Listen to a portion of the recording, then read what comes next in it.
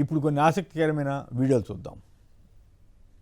సరళీకృతం చేశారని చెప్పి మాట్లాడారు. సరళీకృతం ఎందుకు చేశారు? పర్చేజ్ కమిటీలో ఉన్నటువంటి సభ్యులు, నెయ్యి కొనుగోలు కమిటీలో ఉన్నటువంటి సభ్యులు అసలు కాంపిటీషన్ జరగట్లేదు, అతి తక్కువ మంది మాత్రమే టెండర్లో పాల్గొంటున్నారు, దీంట్లో దోపిడీ జరుగుతుంది, పెద్ద ఎత్తున కాంపిటీషన్ రావటం కోసం ఏం చేస్తే బాగుంటుందో దానికి కావలసిన తగు నిర్ణయాల్ని బోర్డు తీసుకోవాలి అని అప్పటి పర్చేజ్ కమిటీ సభ్యులు తీర్మానం చేశారా చేయలేదా? చేశారా చేయలేదా? ఆ రికమెండేషన్ మేరకే టీటీడీ పాలక మండలి నిబంధనల్ని కొంత సడలించిందా సడలించలేదా? ఆ పర్చేజ్ కమిటీ సభ్యులు ఎవరు రికమెండ్ చేసిన వాళ్ళు? సరళీకృతం చేయండి, కాంపిటీషన్ పెంచాలి అని రికమెండ్ చేసింది ఎవడో? కొలుసు పార్థసారథి, వేమిరెడ్డి, ప్రశాంత్ రెడ్డి. అవునా కాదా? మీరు ఆ మినిట్స్ బయట పెట్టండి, ప్రభుత్వం మీ చేతిలో ఉంది కదా. మీడియాకి ఇవ్వండి, పేరు నానిగడికి ఇవ్వక్కర్లా, జగన్మోహన్ రెడ్డి గారికి ఇవ్వక్కర్లా, మీడియాకి ఇవ్వండి. ఎక్కువ సంఖ్యలో డైలీలు పాల్గొనట్లేదు, దానికి కావలసిన తగు నిర్ణయాలు తీసుకోండి అని చెప్పని సిఫార్సు చేస్తారు. ఆ సిఫార్సు చేసిన వాళ్ళు ఎక్కడున్నారు? ఇప్పుడు ఎక్కడున్నారన్నా? ఒక ఆయన ఎగిరి నీ పక్కన కూర్చున్నాడు మంత్రిగా, ఎగిరొచ్చి ఒకళ్ళేమో ఎమ్మెల్యే అయ్యారు, వాళ్ళ ఇంట్లో ఒకళ్ళు ఎంపీ అయ్యారు. అది తెల్లగా ఉంటుంది, అది ఏంటండి?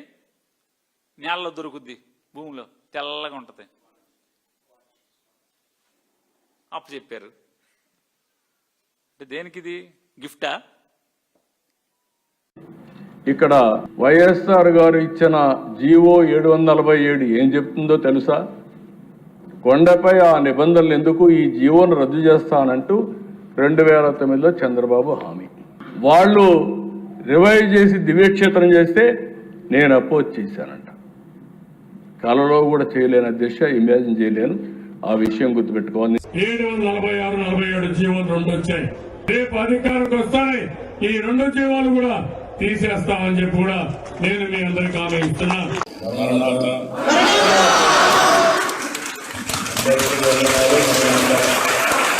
ఒకసారి బైబిల్లో ఉండే కీర్తనని ఎప్పటికప్పుడు మళ్ళా ఒకసారి నెమరు చేసుకున్నాం.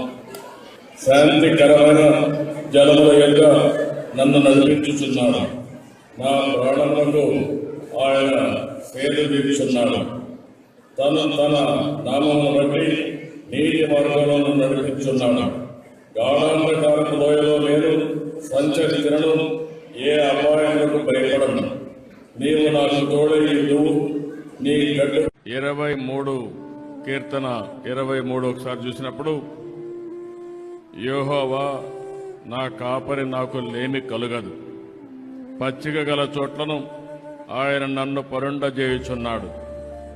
ఇది క్రిస్టియన్ సాంప్రదాయంలో కరుణాకరి డాటర్ మెదక్లో పెళ్లి చేసుకోవడం, మెదక్ చర్చిలో తప్పలేదు. మీరు అలాంటి వాళ్ళని టీటీడీ బోర్డు చైర్మన్ వేస్తే న్యాయం జరుగుతుందని అడుగుతాను. రైట్, అవి వీడియోలు. నిజానికి చంద్రబాబు గారు కానీ పవన్ కళ్యాణ్ గారు కానీ క్రిస్టియన్ మతం గురించి గొప్పగా చెప్పడాన్ని మనం ఎవరూ ఆక్షేపించక్కర్లేదు, అభ్యంతరం పెట్టక్కర్లేదు. కానీ రాజకీయం కోసం మత రాజకీయాన్ని పులిమి, మతాన్ని విద్వేషానికి రెచ్చగొట్టేలాగా, రగిల్చేలాగా దురదృష్టవశాత్తు ఇటీవలి కాలంలో మరి ఎక్కువగా మాట్లాడుతున్న నేపథ్యంలో అవన్నీ చర్చనీయాంశాలు అవుతున్నాయి.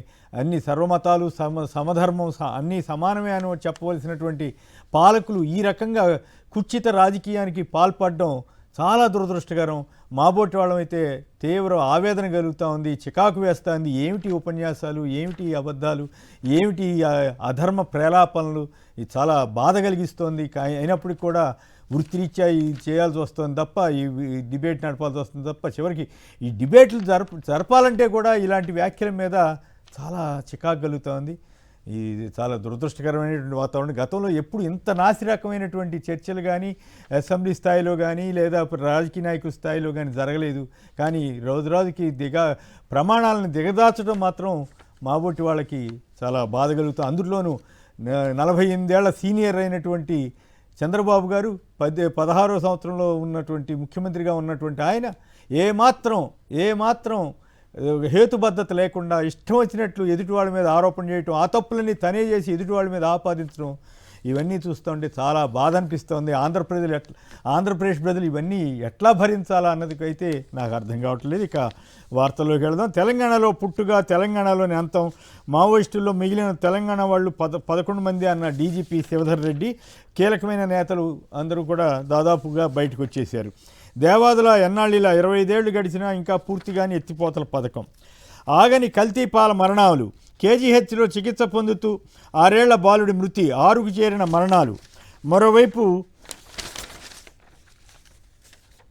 మరోవైపు డయేరియా శ్రీకాకుళంలో. ఆ డయేరియా కారణంగా ఇద్దరు ముగ్గురు చనిపోయారు. సో ఈ పరిస్థితి చాలా డయేరియా, నలుగురిని మింగేసిన డయేరియా, పాలకుల పాపానికి బలి, మున్సిపల్ కుళాయి నీరే కాలకోట విషయం. ఇలాంటి వాటి మీద చర్చించి ఏం చేయాలి అనేది ఆలోచించాల్సిన ప్రభుత్వం ఇప్పుడు ఏం చేస్తోంది? కొత్త ఏయో పట్టుకొచ్చి మతం పేరు మీద రాజకీయం చేయటం ధర్మమేనా?